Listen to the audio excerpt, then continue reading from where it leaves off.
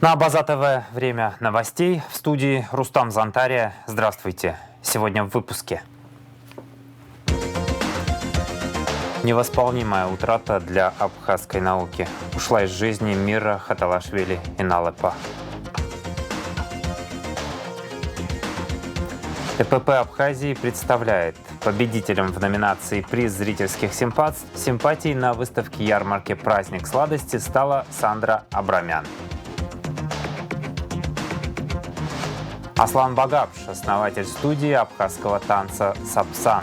Мы продолжаем рубрику «Люди. Дело».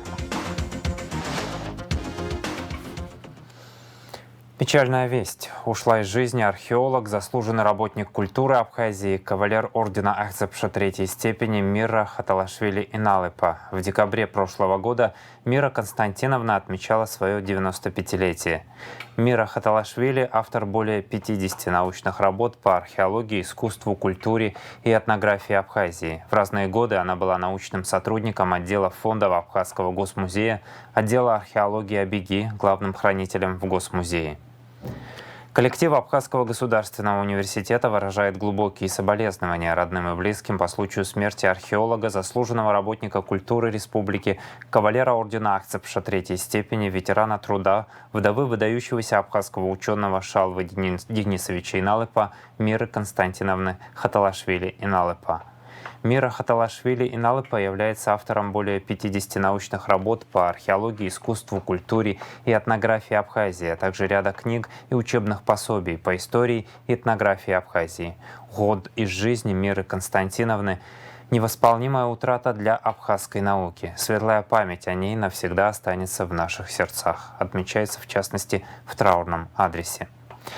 В декабре 2020 года в Национальной библиотеке Абхазии состоялась презентация книги для чтения по истории Абхазии почетного доктора Академии наук Республики Миры Хаталашвили Иналыпа. Книга представляет краткое описание природы и истории нашей страны с древнейших времен до упразднения Абхазского княжества. В архиве Абаза ТВ сохранился репортаж об этом событии. Еще до презентации в пятницу 4 декабря наша съемочная группа записала интервью с почетным доктором Академии наук Абхазии Мирой Хаталашвили Иналыпа. В нем она рассказала о своей работе под названием «Книга для чтения по истории Абхазии». Как отметил автор, история данного издания берет свое начало в самом конце 1982 года. Тогда руководители детского абхазского журнала «Амцапс», главный редактор Алексей Гогу, а его заместитель Геннадий Аламия предложили Мире Хаталашвили Иналыпа написать серию статей по истории Абхазии для детей.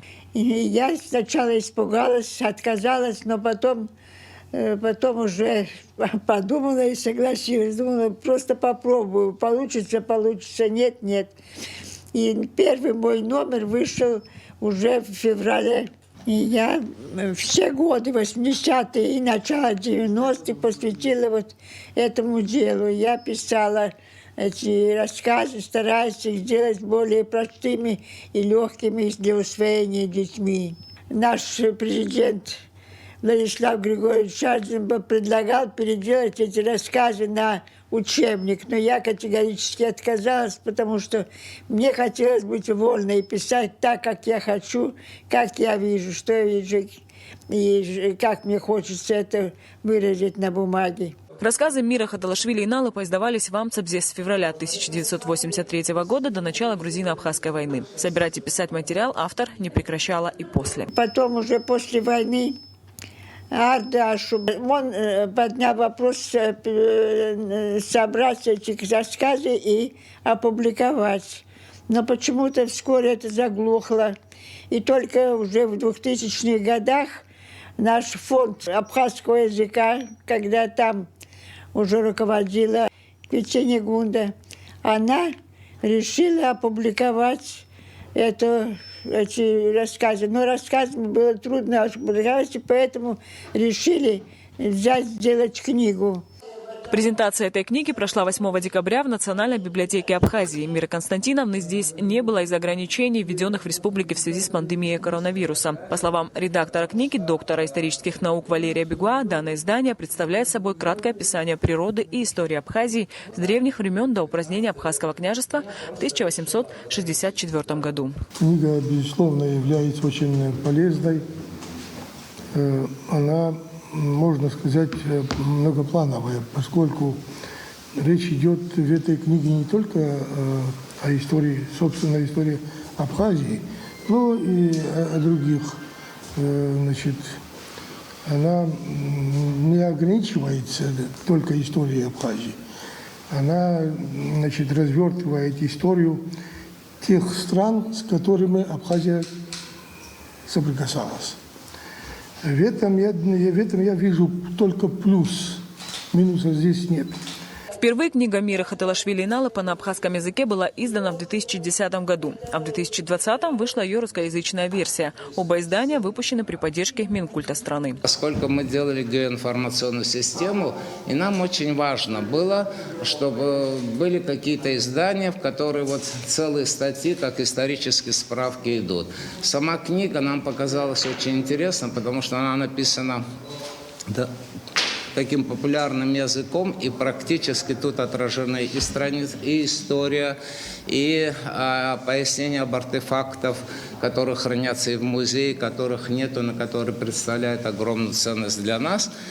И мы хотели презентовать ее, но мы хотели сегодня, поскольку вышла буквально год назад книга Миры Константиновны «История и этнография Абхазии», вместе их презентовать. И мы радуемся, потому что две наиболее важные книги за 5 лет мы тогда издали. Это «Старый Сухум» Анзора Агума, которую мы сумели тоже обосновать, и вот эту книжечку, которую все имеете. Экс-министр культуры Эльвира Арсалия – одна из инициаторов издания работы Миры Константиновны. Книга будет интересна как историку, так и школьнику, подчеркнула Арсалия. Я просто хочу высказать слова восхищения.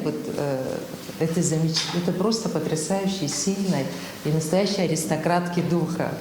Потому что когда мы общаемся с Мирой Константиновной,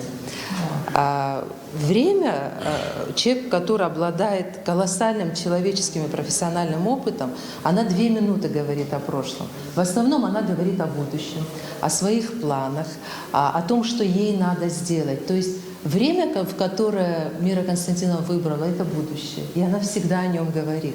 И сегодня я ей хочу пожелать, чтобы этот этап, но были еще, как вы заметили, те вот ее планы, и чтобы ей хватило сил и энергии это все сделать, потому что это нужно нам всем. На презентации издания выступили ученые, историки и редакторы. Все сошлись во мнении, что книга Миры Хатилашвили Иналыпа носит разносторонний познавательный характер и отвечает всем требованиям, предъявляемым к научным историческим произведениям. Анастасия Никонова, Раму Камке, Абаза ТВ. Память абхазского полководца, кавалера ордена Акцепша первой степени Сергея Дбар почтили в Сухуме в Парке Славы. К бюсту Героя Абхазии возложили цветы, руководство и личный состав Минобороны. Сергей Дбар родился 2 мая 1946 года в селе Мгудзерхуа Гудаутского района. Он был начальником Генерального штаба Вооруженных сил республики в период Отечественной войны народа Абхазии. Дбар ушел из жизни 27 июня 2002 года. В мае 2005-го был посмертно награжден Акцепша первой степени. Одна из центральных улиц Сухума и Гудаутский музей Отечественной войны носят имя генерала.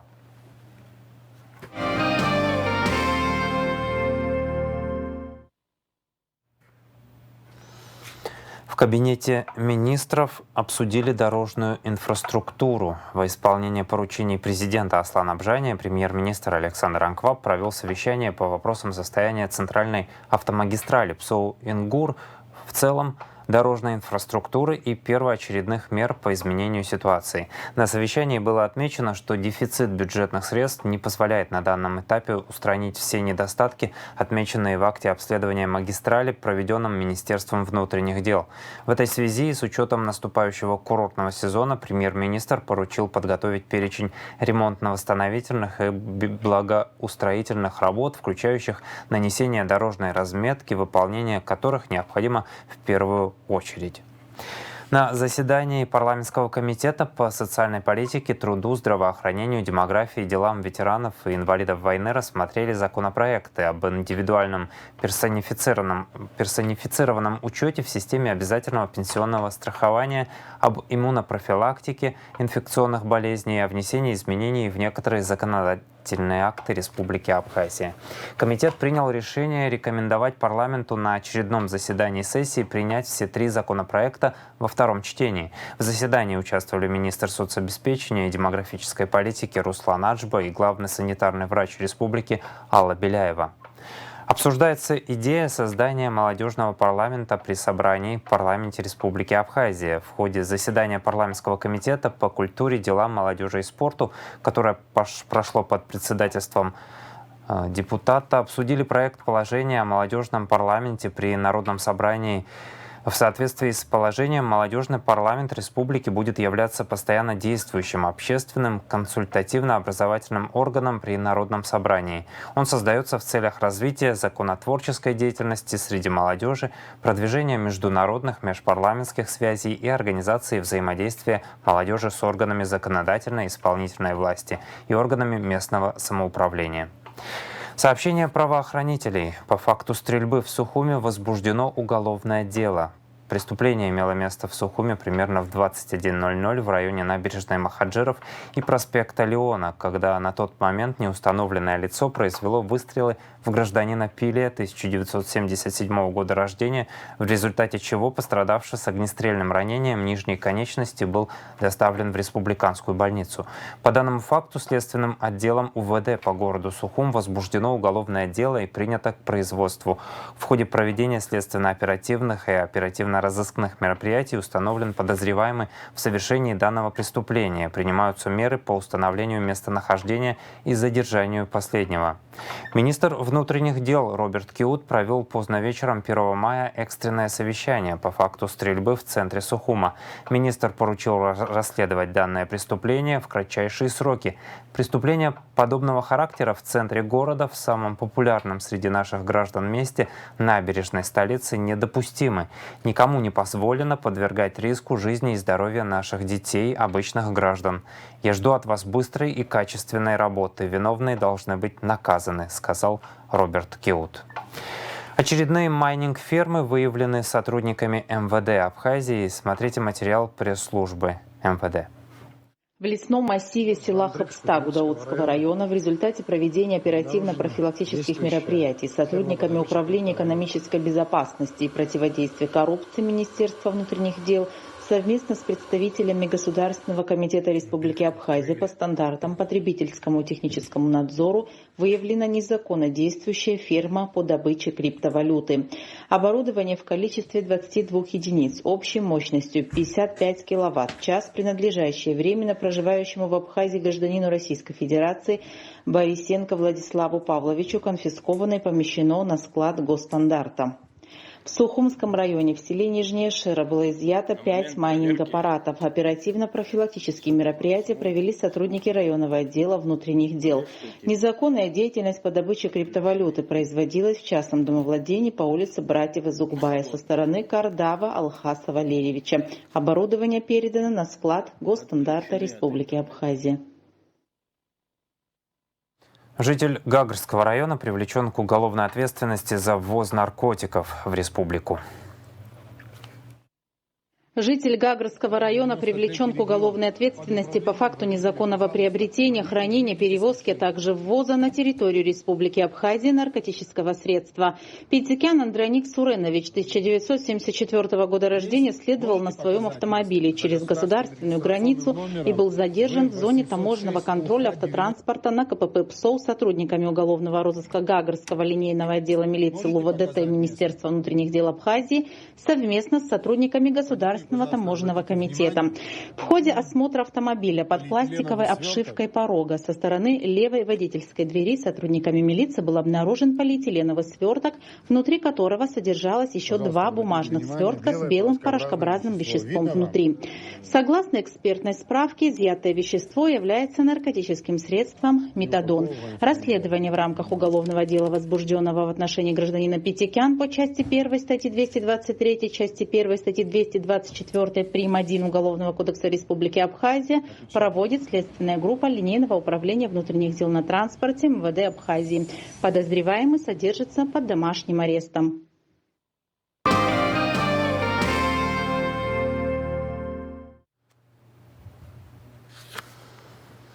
Инспекционную поездку по столице, по местам, где ведутся ремонтные работы, совершил глава администрации города Сухум Беслан Эшба вместе с заместителем Автандилом Сурманидзе.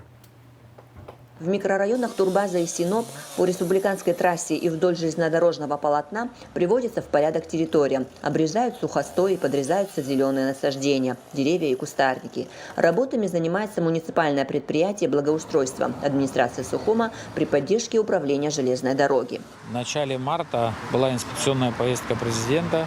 Дал поручение от моста в районе 14-й школы до выезда из города до реки Киласур привести в порядок вдоль железнодорожного полотна всю часть, где много сухостоя, веток, мусора.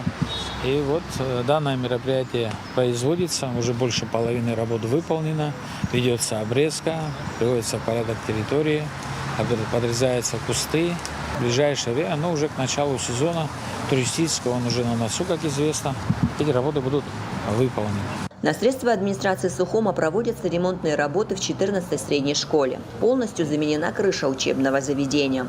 Так получилось, что буквально за 3 дня до завершения ремонта ливень затопил 4 класса верхнего этажа одного крыла здания. Администрация города взяла на себя ремонт этих классов, а также класса абхазского языка на 3-м этаже.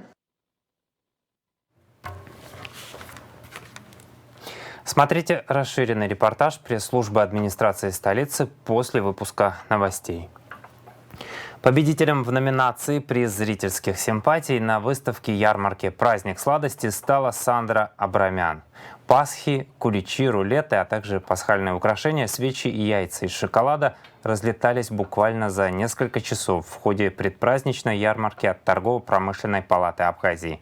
В этом году более 50 участников представили свою продукцию, а гости ярмарки выберут одного, который пройдет обучение у знаменитого испанского кондитера. Подробности у Надежды Боровиковой. Более 10 лет Торгово-промышленная палата Абхазии проводит ежегодные конкурсы кондитеров, где абхазские умельцы могут заявить о новом производстве, представить свою продукцию, найти партнеров и получить приз. Последние 2 года Торгово-промышленная палата по заявкам участников скорректировала формат и вместо конкурса проводит ярмарку, где можно и бесплатно попробовать, и купить. Мы все эти годы проводили конкурс, но последние 2 года мы решили проводить пасхальную ярмарку, праздник сладости. Это пожелания самих участников, поскольку многие из них после конкурса озвучивали причины отказа от конкурса. Для кого-то это действительно накладное мероприятие в финансовом плане. Кто-то после того, как став победителем в разных номинациях, в следующем конкурсе не хочет оказаться среди проигравших. Кто-то действительно открыто озвучивает, что они до сих пор не являются индивидуальными предпринимателями, и им не совсем комфортно участвовать на одной площадке среди профессионалов. Хотя данная площадка, она предназначена не только для профессионалов и имеющих свой юридический статус, для любителей, начинающих кондитеров. В этом году в ярмарке принимают участие 50 производителей, и у каждого стенда такой ажиотаж, что буквально яблоку негде упасть. У Элеоноры Кифниди семейная кондитерская, и лучше всего перед Пасхой разлетаются творожные куличи. Обычно мы печем эклеры, вот они здесь тоже представлены, но сегодня в связи с праздником мы сделали творожные куличи и рулеты с грецкими орехами, пряные куличи сделали, имбирные пряники. Как-то постарались представить себя к празднику. На абхазской ярмарке сладостей невозможно обойтись без аджинджуха, пастилы и сухофруктов. Компании Bioproducts всего 2 месяца. Это первая их ярмарка. Все сладости натуральные, из фруктов, выращенных в Абхазии. Обычно мы производим натуральную пастилу без сахара, сухофрукты. У нас представлено около 10 видов пастилы. Сегодня здесь пастила из инжира, апельсина и чернослива. Чтобы от чрезмерной дегустации сладкого никому не стало плохо, Ирина Кварчия предлагает разные сорта чая и кофе. Хотя сладости у нее тоже есть. Мы представляем кафе-бутик «Чаек-кофеек». У нас в продаже чаи со всего мира. Здесь представлены еще сладости, нами испеченные. Вот здесь у нас блины представлены с творогом, с клубничкой. Есть у нас трубочки с кремом, есть у нас пахлава. Правда, от нее уже ничего не осталось, потому что она пользуется спросом. Мы приняли приглашение, вообще первый раз принимаем участие на таком мероприятии. И здесь очень, можно так сказать, красиво. Мы не преследуем цели продать. Мы хотим сделать людям приятное, поэтому угощаем. Так что и вы тоже угощаетесь. Помимо еды и напитков, на ярмарке представлены всякого рода пасхальные украшения, в том числе натуральные свечи от фермы Лапиных. Пасхальные свечи из полностью натурального пчелиного воска. Они сделаны вручную, раскрашены вручную. Для пасхального стола идеально. У нас есть любого оттенка, под любой ваш стол подойдут они. У нас своя мастерская, она находится на Гранд-базаре, недалеко. У нас полностью сертифицированное производство. Мы кроме свечей делаем косметику, мыло натуральное.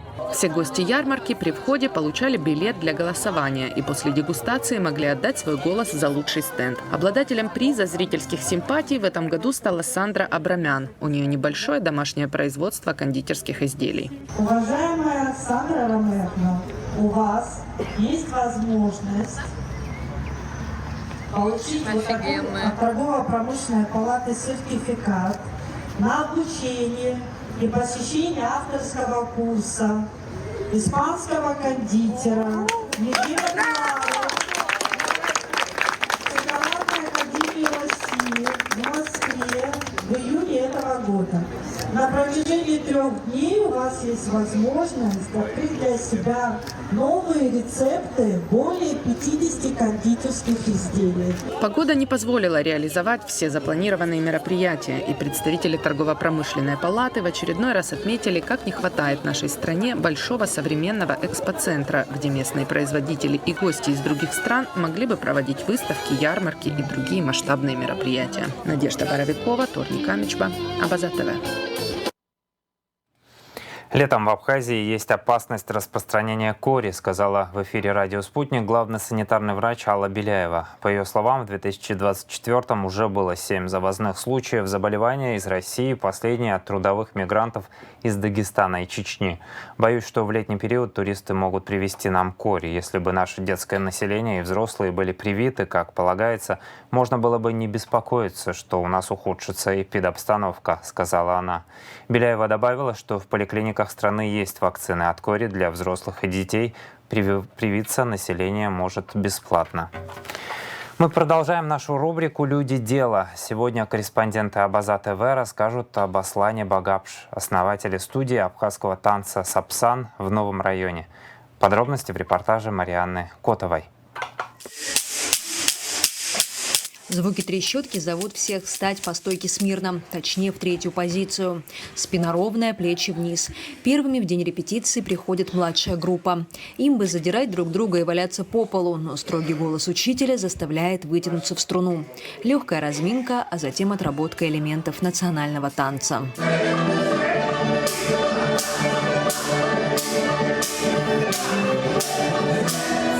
4 года назад в Новом районе Сухума танцор абхазского госансамбля «Кавказ» и черкесского «Меркурий» Аслан Багапш открыл хореографическую студию «Сапсан». 10 лет он вынашивал эту идею, прежде чем решиться осуществить. Я, в принципе, сам здесь вырос и понимаю, что очень много детишек вокруг ходят, как говорится, без дела. И вот решил как-то рискнуть. И, честно говоря, к этому шел лет 10, наверное. Потому что не каждый танцор, хороший танцор может быть хорошим хореографом. Поэтому для меня это большая ответственность иметь дело с детьми. И я понимаю ту ответственность. Я знаю, что такой ребенок. Я сам все прошел с 4 лет, как говорится. И поэтому я понимал, какой труд предстоит. И смогу ли я донести до ребенка, найду ли я подход к детям, чтобы доносить то, чему меня учили в детстве. Набор в Сапсан объявляли только 1 раз. Тогда, как рассказывает Аслан, пришли 20 человек.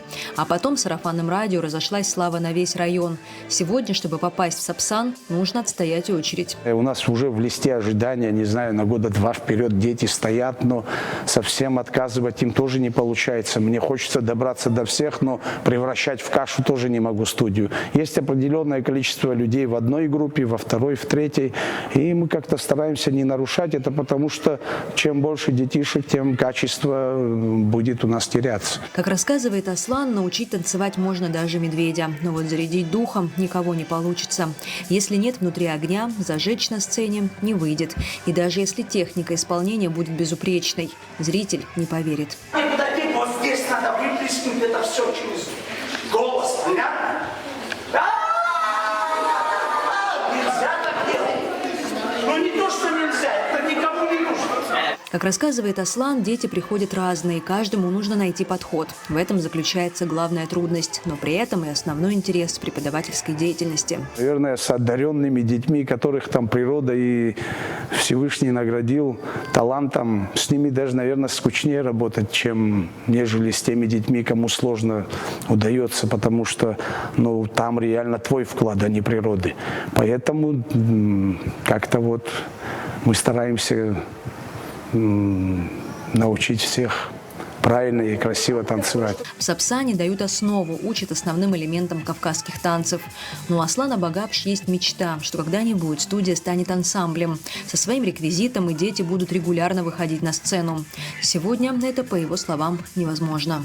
Как такого помещения просто подходящего для ансамбля нет. Хотелось бы, конечно, своих детей вывести самому на большую сцену. За счет родительских средств содержать ансамбль – это очень сложно. И я боюсь просто, что мы начнем выбирать детей не по их возможностям в танце, а по финансовым положениям их родителей.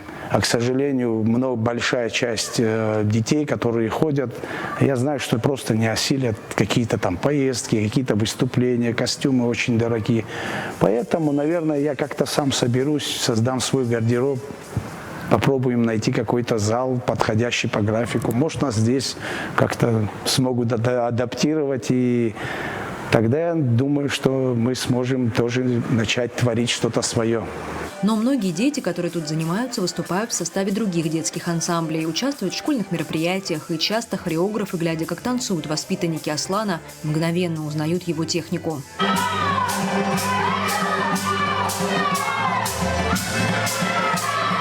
Делать то, что любишь, масштабировать свое ремесло собственными усилиями, не ожидая помощи и не оправдываясь. Так действуют люди дела. Но дайте мне дух, понятно? Аслан Багапш – один из них.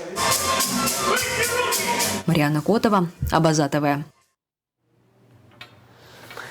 Встреча футбольных клубов Нарт Сухум и Бзана Кутол состоялась в четверг в рамках Суперлиги на столичном стадионе «Динамо» и закончилась со счетом 4-1 в пользу столичного клуба.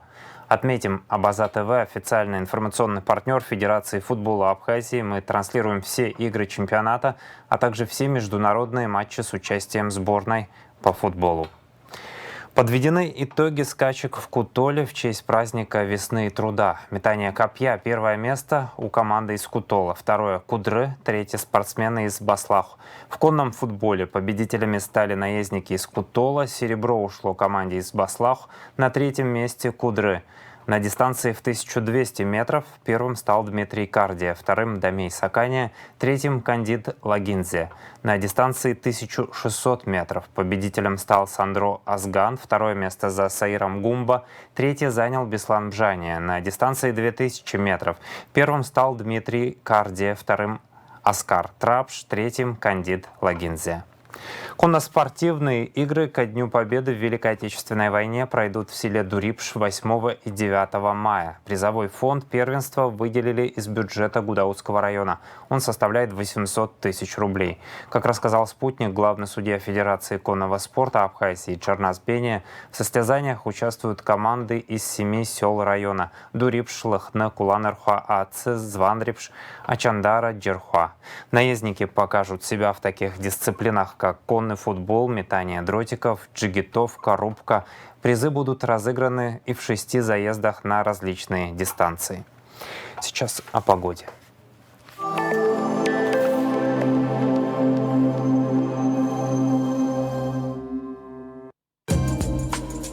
В пятницу 3 мая в Абхазии ожидается облачная погода, временами дождь разной интенсивности и продолжительности, возможно гроза, туман. Атмосферное давление пониженное, ветер слабый и умеренный. Температура воздуха ночью от 10 до 15, днем от 13 до 18 градусов. Температура морской воды 16 градусов, волнение морской воды слабое и значительное. Относительная влажность воздуха от 70 до 90%.